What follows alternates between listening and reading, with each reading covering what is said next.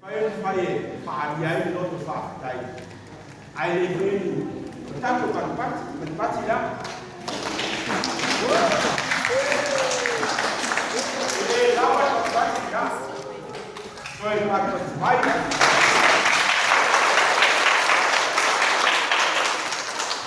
Kanpati la ni pati kongoa. E peo lao na isi apa. Amele tato pati. E peo tāua i a whio ngā le tua, e le ngata e pati lima. Ai pati fo i ma lima mo tafo, me o ngā, o le vi inga lea mo tātou tua. A whitai ai o umalaka, o tātou nana msātu ninga o anu atu a inga le muli, ma o le talo whamani wia fo i lea, a o le whaia rāu tu langa lea, ya no hoi le fa ya toia o fulang mo dia tu fa malo mo fa ftai ta tu salisia mo ma buena sa na yai na solong mo ba ya so vai ya beso to singa o to ainga fa mo fale ta tu panua tai foi mo fa to wina o ta lo mai ko na po ya mi le tua Aluenga le dei e mai e tea mo tu matu.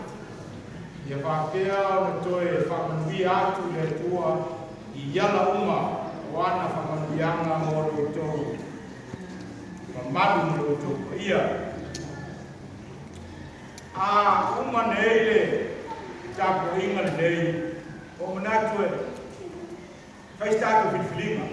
Ai ta ape ia da masama na tō i lako sema. E mafuanga fai neta whiwhiringa.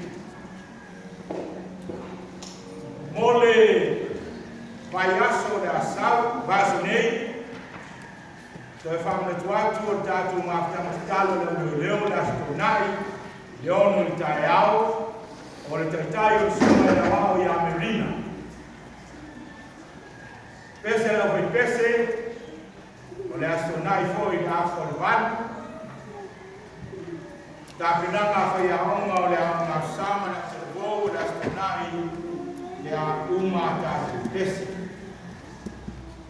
E whakna tuatu, o da sale o da sau, ia tatu masani alea e lako e tatu taulanga. Whai unga o sau muli masina. Ae beam silvia, o le sau muli o novema, e whakitoa e mata o taulanga i lafo ai. A se vai na tupe ma taulanga na tātou whai taulanga ai taulanga wene taua o le seminari. Le vai mo i nana sa o le seminari Sunday. Le melea, le sunga i le pele Kristupe, a maua se a whainga, a wā o le sunga tia pele a revi whakaukua, o na whai leo si tātou taulanga i hape ni se lau. Vamos olhar. On a avelé le suma de la touche pour gagner le mande. Que si est chaque. Moi vamos olhar.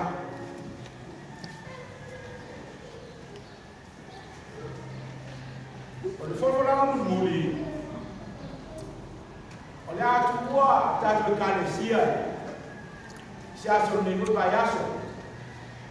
E malanga tuai o no isi foi fuanga. Ngā buenga o lema la wina, to hiaya, e lafo i tu o le lalurangi, Nusila. E ngā te kālesia, e ngā buenga o lo iai. E kune lea, i e mana tua ia o tu tāsanga, lea hui whakamo moi. A o le taitai la o tātou tāko inga i le sāle o le asau, ma o le uai e sāmana o le Advent. O le suma i la wao Iawa i Eli Mutu.